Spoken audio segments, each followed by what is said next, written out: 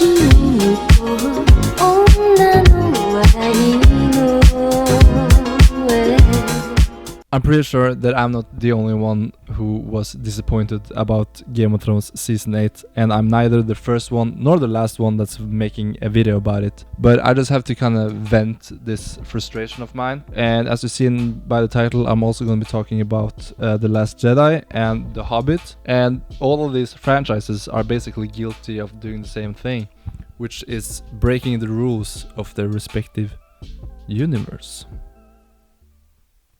Let's start with an example from The Last Jedi, and to be honest, I kinda enjoyed this film. I thought it was okay as a movie. It had some good parts and some bad parts, but how the fuck is it rated as an 85 on Metacritic? I mean, that's higher than Spider-Man 2, and Spider-Man 2 is a goddamn masterpiece. My problem with The Last Jedi is how it changes the rules of the Star Wars universe. And, you know, there's small things I can accept, and it's totally fine, but then there's these big things that makes it seem like the original trilogy were following three idiots on their first day at school. Let's take a look at this really cool scene from The Last Jedi, which is when Admiral Holdo is attacking the First Order with her ship. It's a cool scene, it got some cool effects, it looks pretty nice, but by doing this, you basically weaponized hyperdrive. Why haven't this been used before?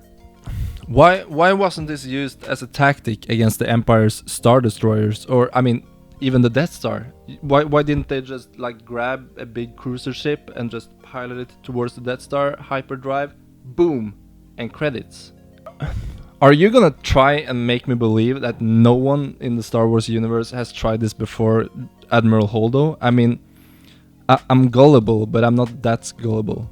If this is canon and how the Star Wars universe works, then it kind of destroys the original trilogy. I mean, like, why didn't you do this before as an attack on the Empire? It makes everyone in this room look like a complete idiot who doesn't know how to do their job or anything for that matter. And the same thing goes for the later seasons of Game of Thrones. I mean, we got this episode in season 7 where there's a couple of guys up north of the wall, they're chilling, having fun, and they need some backup. And alright, sure, that's cool. Oh, you're gonna run? You're gonna run down to Eastwatch and send a raven to Daenerys, and then Daenerys is gonna climb on her dragon and it's gonna fly all the way back up again? And it's gonna be what, like within a day? We've been told in this universe accurate descriptions of distance and time and how long it takes to get from somewhere to somewhere else. But because it doesn't fit the plot of your episode, you have to change the rules of the world in order to make the script work. They also do it in season 8, of course, more than a couple of times. We got this episode, I think it's episode number 5, where Daenerys' dragon Rhaegar gets shot down by ballistas from this super stealth ship commanded by Euron Greyjoy. And I mean, we've seen Euron kind of sneak attack on people at sea before, so I guess he kind of has this magical sea sneaking ability. I mean, we can kind of accept that. And I guess, you know, those ballistas, they seem pretty powerful. I mean, if you can snipe a dragon from like 8 kilometers away, that's gonna be some nasty business to take care of in the next episode. We saw all those ballistas all over the city wall. So I mean, how's Daenerys gonna deal with that? Then we have the next episode, and those ballistas, they couldn't even hit a barn door. It's kind of like if someone just slipped and spilled butter all over the javelins the day before, and it's like, oh my god, what did I do? Oh no, we can't hit the dragon.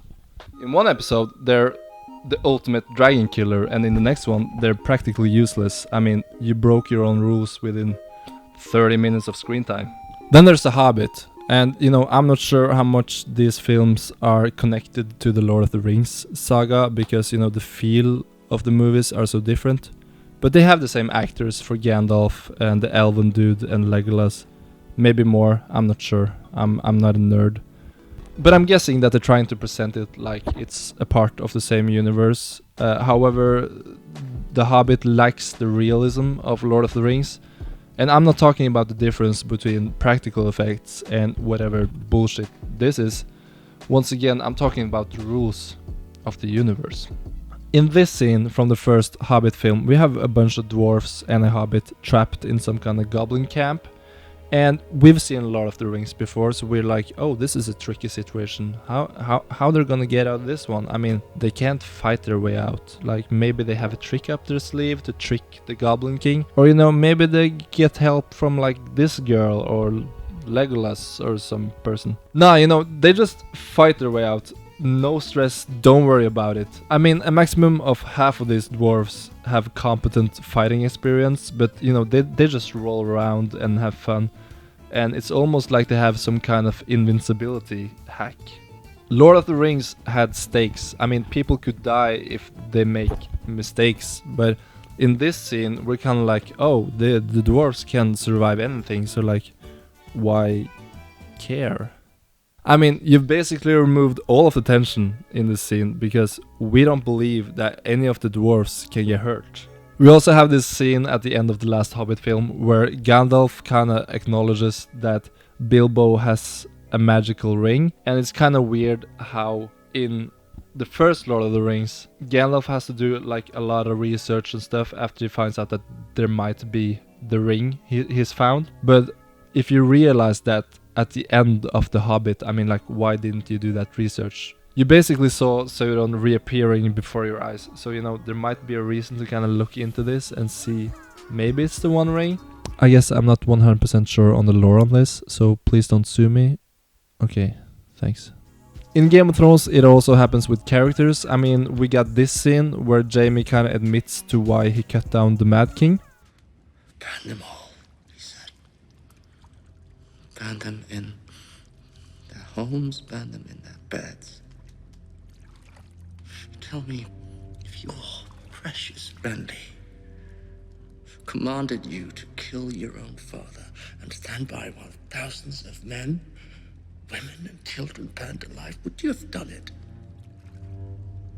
And then having this scene in season 8.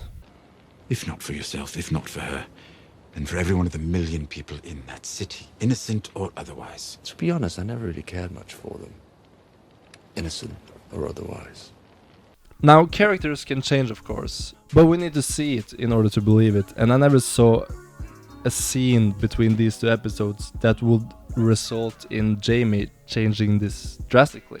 And let's not even get started on Luke in season 8. I mean, a senile grandpa with Alzheimer's has more logic in his decisions than what Luke does. Also, in The Last Jedi is this powerful Sith Lord that's called Snoke, Commander Snoke, General Snoke, whatever.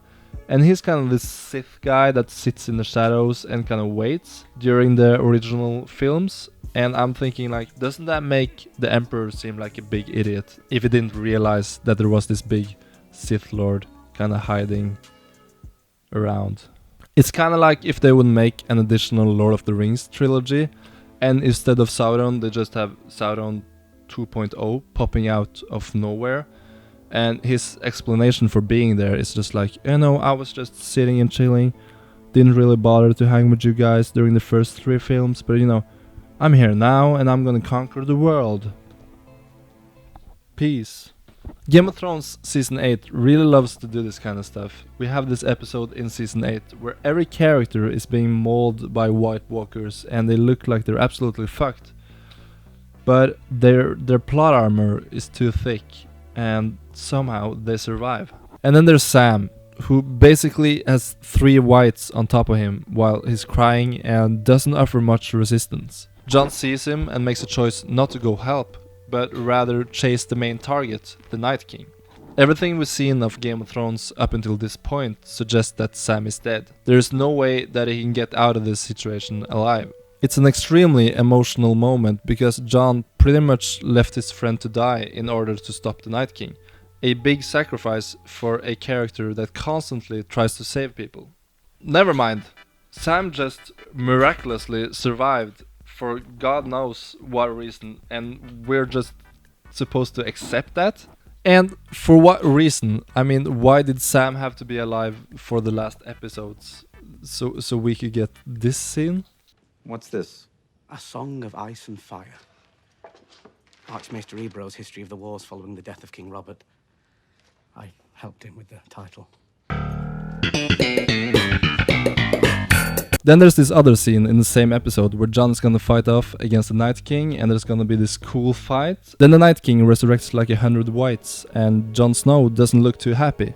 How is he gonna survive this? Well, cut to a new scene and back again, and you can clearly see that there was only like 10 whites, and Jon could easily handle them on his own. I mean, basically to sum it up, I think that spectacle and drama beats logic and reason in this final season. Another problem that occurs in both The Last Jedi and Game of Thrones is this kinda fuck you, it doesn't matter stance that they have to some of our biggest questions. Like for instance, who is Rey's parents? Fuck you, it doesn't matter. Or who is the Night King and what's his motivations? Fuck you, it doesn't matter, and he's dead now, so who cares? Or like, who is Snoke, and where did he come from, and why is he this powerful? Fuck you, it doesn't matter, and you're such an idiot for caring about him. This basically de-elevates the whole plot and tells us that we, as the viewers, already knew everything that we needed to know. So like, what's the point then? Having a fantasy world that behaves differently than our own is totally cool, and it's what fantasy is all about. But the problem occurs when you introduce rules to this world that you later break for no reason.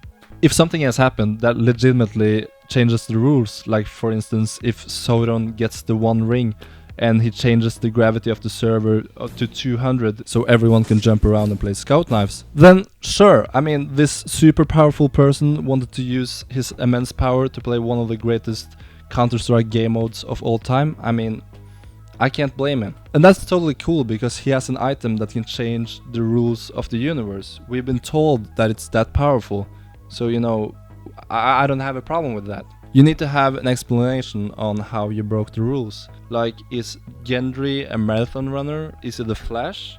I mean, he's pretty decent at rowing, but I'm not sure that translates into moving with your feet. The direct consequence of this is that we as the viewers stop caring, because when there's no consequence of your actions and you can practically do anything without consequence, then there's no tension and there's no drama. We are also left with the feeling that, oh, anything can happen, so why care? Why make theories and engage in the story when you're basically playing a D&D campaign with your 12-year-old brother? Oh, so you defeated the big villain? Okay, I'll just make a new one out of thin air, and he's even more powerful now. Also, none of you can die because my mommy said that you have to play with me until bedtime. This kind of changes to the rules either break the universe or tells us that, you know, that the rules weren't really that important. If we take a look at a show like Black Mirror or Twilight Zone, I mean, then sure, these are all non-connected stories and the rules for each episode is different, so it makes sense. But when we follow a film franchise or a TV series for years and you tell us that, you know what, we've actually been able to do this all along and it didn't really matter. It not only changes the story, but it also cheapens the previous films or episodes of the show. Alright guys, that's it. Thank you for coming to my TED Talk. It's been a pleasure. I know that I'm not a movie reviewer, director, writer, but I still feel like my opinion matters and yours do as well. So if you want to tell me about how the Hobbit Trilogy are some of the best films ever made, then you're welcome to try your best at explaining yourself, because I have no idea what you're gonna say. But yeah, thank you for watching. I know this isn't a regular type of video, but to be fair, what is a regular type of Pinkest video? I have no idea. Probably something vaporwave related, but I can't even say the word. So you know, I'm still working on that, but expect more vaporwave related content coming soon. I have a new video planned. Other than that, you know, you can subscribe if you want to, if you feel like, you know, you kind of like this video, this guy's kind of cool, and you know, he got some cool editing skills, and I like his shirt, I like his sweater. His sweater's kind of cool. Is that Teddy Fresh? I don't know, maybe it's Teddy Fresh. Yeah, subscribe if you want, and thank you to my patrons. You guys are some of the best people in the world. I think actually you're the best people in the world. Thank you for watching yet again. Expect more content coming soon, and yeah, stay safe out there, kids.